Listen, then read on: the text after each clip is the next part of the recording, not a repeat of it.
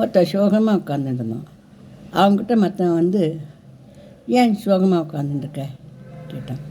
எனக்கு ஒரு 10 ஏக்கர் நிலம் இருந்தால் நல்லா இருக்கும் அப்படி. அதில் நீ என்ன பண்ணுவேன்? அந்த நிலமெல்லாம் வச்சு நான் பயிரிட்டு எல்லாம் பண்ணுவேன். பண்ணி இன்னொரு 10 ஏக்கர் நிலம் வாங்குவேன். அதில் பயிரெல்லாம் விளைய வச்சு அதையும் நல்லா வசந்துட்டே வருவேன் அப்படின்னு.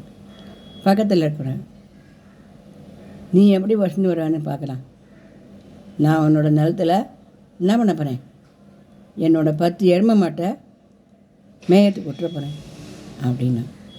எனக்கு வந்துட்டே இருக்கோமா, அது என் நிலம், அந்த நிலத்தில் நீ 10 எருமை மாட்டை மேயத்துக்கு விட்டா நான் சும்மா இருப்பேனா? நீ பாட்டுக்கு நிலம் மேலே நிலம் வாங்கிட்டு போனேன்னா பயிர் மேலே பயிர் விளைச்சினே போனேன்னாக்கா என் எருமாடுகளுக்கெல்லாம் பசிக்காதா? அதனால் நான் எருமாட்டை ஓட்டி கொண்டு தான் வருவேன் அப்படின்னு இவன் அடமாக சொன்னான். அது எப்படி நீ ஓட்டின்னு விடுவேன்? நீ என் நிலத்தில், அது என் நிலம், எனக்கு சொந்தம் அப்படின்னு. அது ஏன் எருமாடு, எனக்கு சொந்தம் அப்படின்னு 2 பேரும் கட்டி புட்டி உருண்டு சண்டை போட்டு ரத்த காயம் ரணகாயம் ஆகி கோர்ட்டுக்கு போயாச்சு. கோர்ட்டில் கேட்குறேன், நீ எவ்வளோ போய் நிலம் வச்சுட்டுருக்க? நான் இன்னும் நிலம் ஒன்றும் வாங்கலைங்க. நான் 10 ஏக்கர் நிலம்னு சொல்கிறாங்க.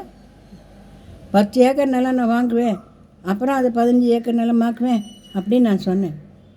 உன் எருமை மாடுகள்லாம் எங்கப்பா? நான் எருமை மாடை நான் வாங்கலை அப்படி சொன்னேன்.